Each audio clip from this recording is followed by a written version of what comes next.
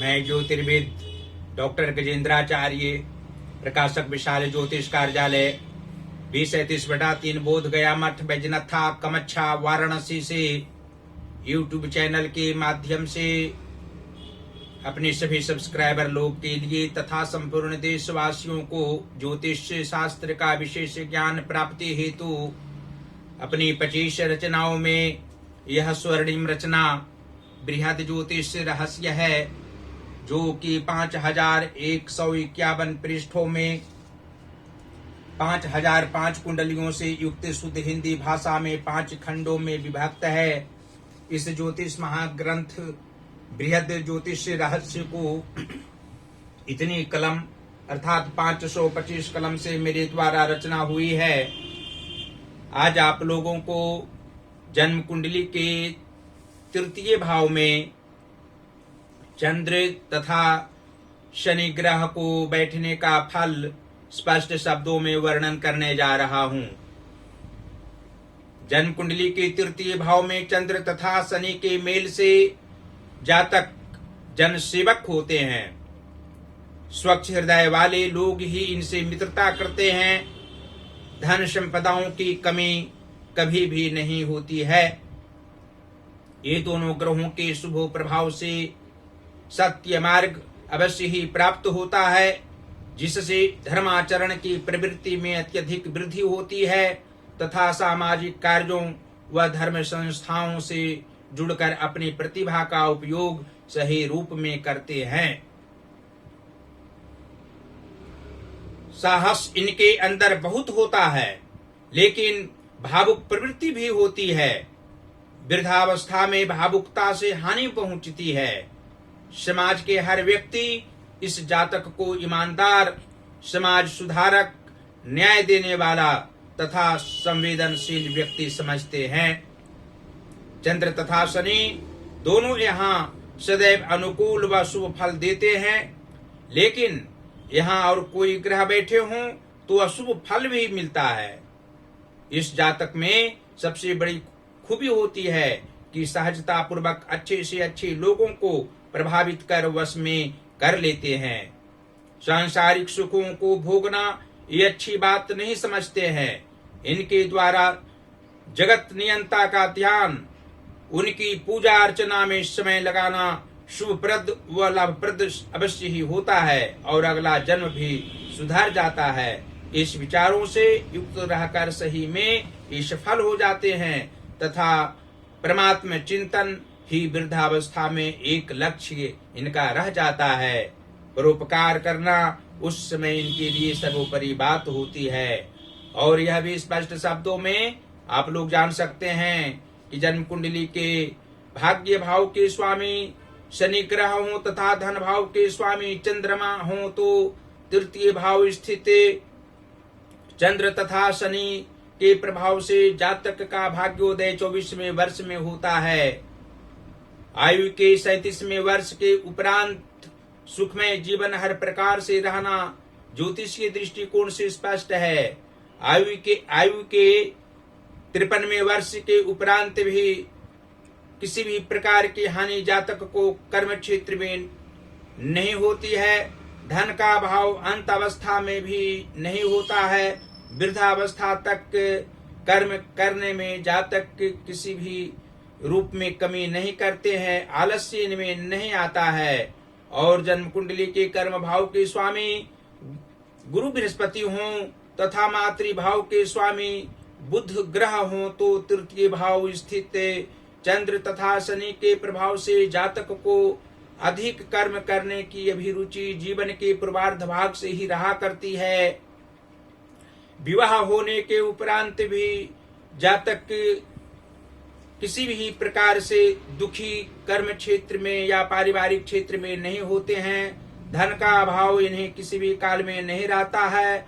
कर्म की अधिकता जीवन के उत्तरार्ध भाग में भी रहा करती है। मातृ सुख इस जातक को अवश्य ही प्राप्त होता है। इनकी माता लक्ष्मी स्वरूपा होती है और निश्चित रूप से ज्ञान भी किसी भी प्रकार से कम नहीं होता है। पुरुषार्थ की भावना उनमें भरी हुई रहती है। सभी परिवार परिजनों को एकात्मक भाव से देखने वाली होती है। एकता सभी परिवार में बनाकर रखने वाली होती है।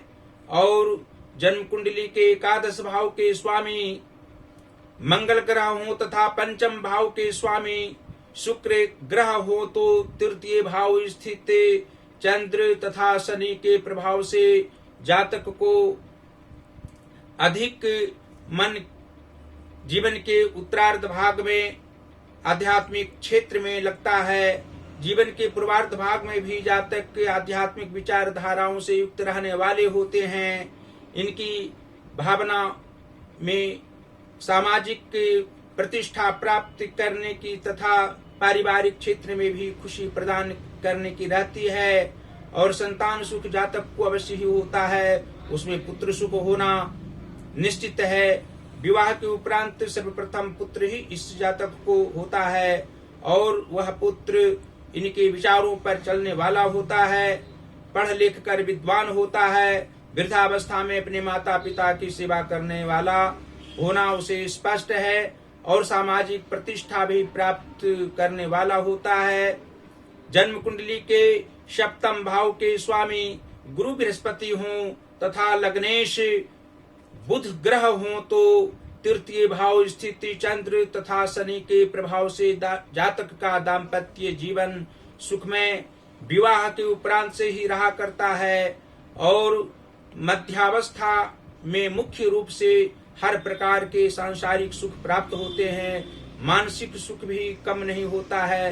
शारीरिक कष्ट की अधिकता भी किसी भी रूप में नहीं रहती है और आर्थिक सुख तो सभी अवस्थाओं में इस जातक को होना स्वाभाविक है।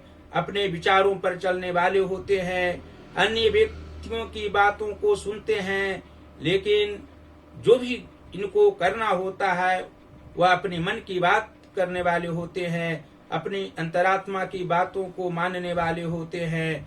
और अंत में यह आप लोग जान सकते हैं कि जन्म कुंडली के द्वितीय भाव के स्वामी चंद्रमा हों तथा आयु व मृत्यु भाव के स्वामी अर्थात अष्टम भाव के स्वामी शनि ग्रह हों तो तृतीय भाव स्थित चंद्र तथा शनि के प्रभाव से जातक को मारक योग किसी भी काल में नहीं आता है।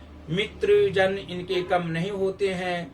ये अपने तरफ से किसी भी प्रकार की शत्रुता किसी व्यक्ति से नहीं करने वाले होते हैं। इनकी आयु कम नहीं होती है। वृद्धावस्था के 68वें वर्ष के उपरांत ही इनकी मृत्यु होती है। और अंत में फिर यह आप लोग जान सकते हैं कि जन्म कुंडली के 6वें भाव अर्थात रोग व शत्रु भाव के स्वामी मंगल ग्रह हों तथा व्यय भाव के स्वामी शुक्र ग्रह हों तो तृतीय भाव स्थित चंद्र तथा शनि के प्रभाव से जातक को मित्र सुख सामान्य रूप से होते हैं। इनके ज्यादा मित्र नहीं होते हैं, साथी संगी पर विश्वास करने वाले नहीं होते हैं। धन का अपव्यय जातक किसी भी रूप में नहीं करते हैं। इनके मित्र भी अपव्ययी नहीं होते हैं और धन व्यय करने समय भी प्रसन्नता इनको कम नहीं रहा करती है। धनागम जिस रूप में होता है उस रूप में व्यय करने वाले होते हैं। ये जातक बहुत गंभीर और तेजस्वी होते हैं। उच्च विचार हमेशा हर काल में रहा करता है। उच्च विचारों से युक्त रहने के कारण सामाजिक प्रतिष्ठा इन्हें अवश्य प्राप्त होती है। और अंत में फिर आप लोग जान सकते हैं कि जन्म कुंडली के नीच भावों में यदि शुभ ग्रह मार्गी ग्रह बैठे हों और उच्च भावों में पाप ग्रह बैठे हों तो तृतीय भाव स्थित चंद्र तथा शनि के प्रभाव से कुछ शारीरिक कष्ट किसी भी काल में हो सकता है।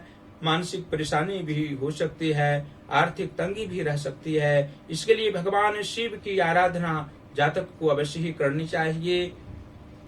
निश्चित रूप से पंचाक्षरी मंत्र का अर्थात नमः शिवाय का आवाहन 3 माला प्रत्येक दिन जातक को करनी चाहिए और सोमवार को अवश्य ही भगवान शिव पर शिवलिंग पर जलधारा जल और बिल्व पत्र चढ़ाना चाहिए। निश्चित रूप से इनके प्रभाव से महादेव के प्रभाव से सुख समृद्धि में हमेशा वृद्धि होती रहेगी और सांसारिक सुख प्राप्त होते रहेंगे। साथ ही भगवान गणेश की आराधना प्रत्येक बुधवार को जातक को करनी चाहिए और हनुमान जी की भी आराधना, माता भगवती की आराधना करने से आत्मिक सुख सभी अवस्थाओं में प्राप्त होंगे। धन धान्य का अभाव नहीं रहेगा और पारिवारिक सुख भी हर अवस्था में महादेव की अनुकंपा से, भगवान गणेश और हनुमान जी की कृपा से प्राप्त होना स्वाभाविक बात होगी। और अंत में फिर आप लोगों से अनुरोध हम करेंगे कि इस ज्योतिष महाग्रंथ बृहद ज्योतिष रहस्य को अवश्य ही अपने अपने घरों में मंगवावें। आप लोग अपने अपने घरों में मंगवाएंगे तो अवश्य ही इससे जो ज्ञान प्राप्त होगा, ज्योतिष ज्ञान प्राप्त होगा, इसके द्वारा आप लोग अनेकों व्यक्ति का कल्याण कर सकते हैं। सभी धर्मों के लोग के व्यक्तियों को कल्याण इस ज्योतिष महाग्रंथ के द्वारा होना स्पष्ट है। इसको मंगवाने के लिए हमसे सीधा संपर्क कर सकते हैं और हम प्रकाशिकीय कार्य करते हैं। यहाँ प्रकाशित ज्योतिष शास्त्र के अलावा अन्य पुस्तक के प्रकाशित होते हैं। हिंदी का पुस्तक यहाँ से प्रकाशित करा सकते हैं, संस्कृत का पुस्तक प्रकाशित करा सकते हैं, इंग्लिश का बुक प्रकाशित करा सकते हैं। हमसे सीधा संपर्क आप लोग करें। जो मेरा पहला संपर्क का नंबर है, मेरा व्हाट्सएप नंबर है 9451228747 और दूसरा नंबर है जो मेरा पेटीएम नंबर है 8840761792।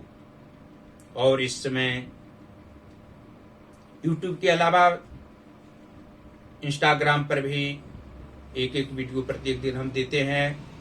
आप लोग के संज्ञान में ज्योतिष महाज्ञान हमारा अकाउंट है, उसमें अपनी 25 रचनाओं में जो मेरी 18वीं रचना वाक्योपदेश है, 3333 वर्णानुक्रम उपदेशात्मक वाक्यों में उसका एक एक वाक्य इंस्टाग्राम पर हम दे रहे हैं। आप लोग अवश्य ही उस वीडियो को देखें। अवश्य ही आप लोग को जो हमारा वाक्य दिया जाता है हमारे द्वारा, अवश्य आप लोग को आत्मज्ञान प्राप्त होगा। और फेसबुक पर अवश्य ही हमारी सभी वीडियो को आप लोग देख सकते हैं। गजेंद्राचार्य ज्योतिर्विद आईडी हमारी है फेसबुक पर। आप लोग अवश्य ही उस आईडी को खोलेंगे तो हमारी सभी वीडियो को आप लोग देख पाएंगे।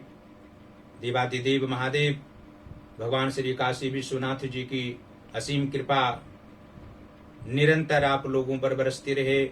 आप लोग नित्य दिन प्रसन्न रहें और प्रसन्नतापूर्वक हमारी सभी वीडियो को देखते रहें, सुनते रहें। आप लोग को आत्मज्ञान प्राप्त होगा, हमको आत्मिक खुशी होगी। और अंत में फिर आप लोग से हम अनुरोध करेंगे कि ज्योतिष महाज्ञान जो हमारा चैनल है यूट्यूब पर, उसको अवश्य ही आप लोग सब्सक्राइब करें, घंटे का बटन दबाना कदापि न भूलें और हमारी सभी वीडियो को शेयर करते रहें। धन्यवाद।